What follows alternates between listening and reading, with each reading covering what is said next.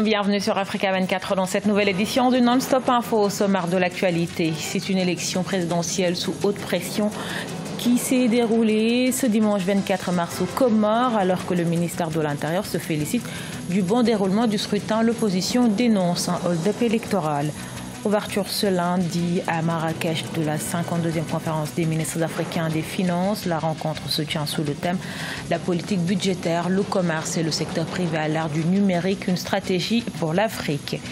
Et puis en Algérie, la mobilisation continue malgré le renoncement du président Abdelaziz Bouteflika à briguer un 5e mandat avec toujours de la détermination dans les rangs des manifestants et de plus en plus d'humour et de créativité, vous verrez.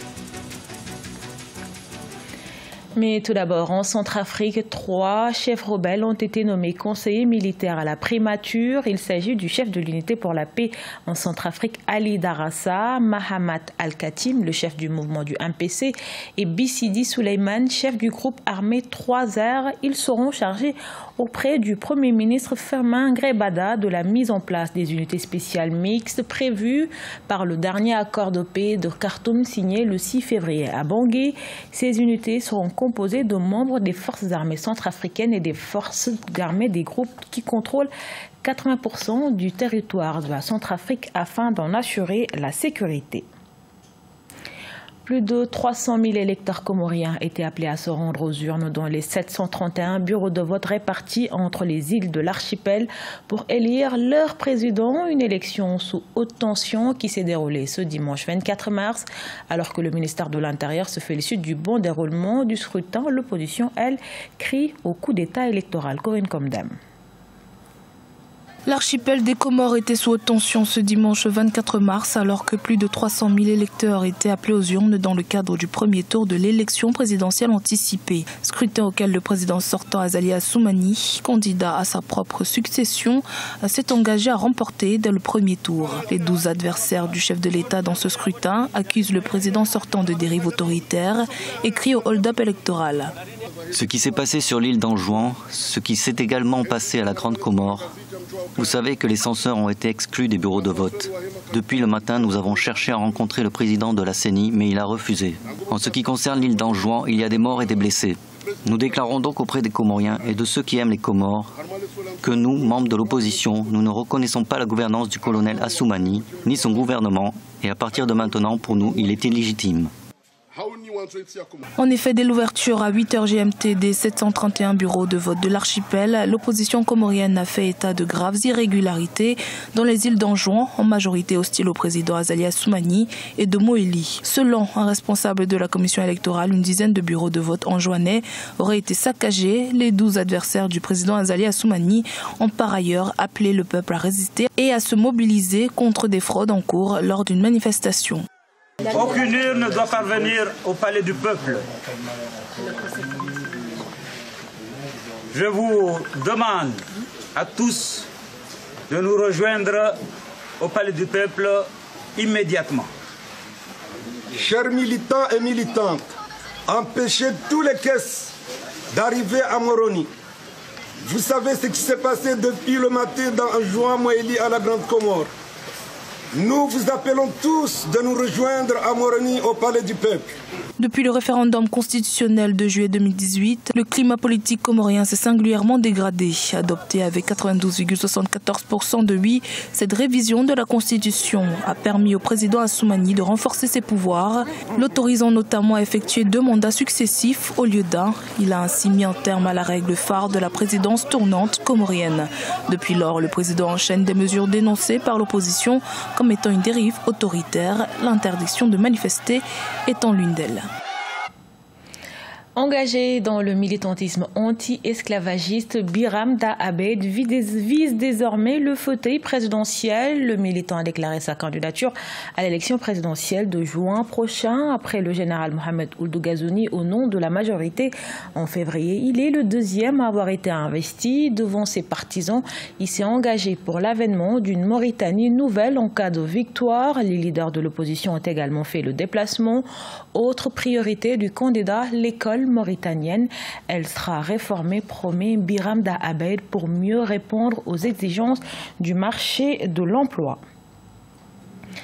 Les travaux de la 52e conférence des ministres africains des finances, de la planification et du développement économique de la Commission économique pour l'Afrique ont débuté ce dimanche à Marrakech au Maroc. Pour cette édition 2019, le thème retenu est la politique budgétaire, le commerce et le secteur privé à l'ère du numérique, une stratégie pour l'Afrique. On fait le point avec notre envoyé spécial à Marrakech, Jacques Amboka.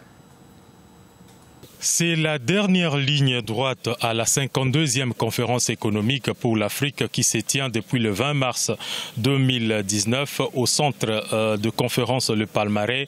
Nous sommes bien entendu dans la ville de Marrakech au royaume chérifien. C'est lundi 25 mars 2019. C'est ouverte la conférence des ministres des Finances et de la planification au développement.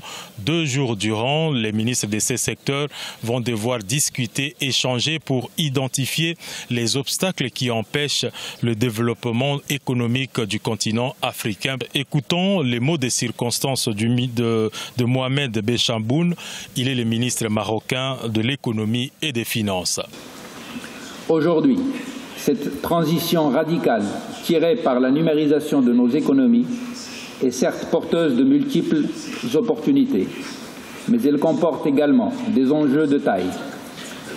L'usage massif de la technologie numérique et la vitesse des mutations provoquées par la digitalisation nécessitent une vigilance accrue de la part de toutes les parties prenantes et une mise à niveau des capacités techniques et des compétences humaines pour garantir les gains attendus et éviter les pertes et défaillances qui peuvent s'annoncer coûteuses dans certaines situations.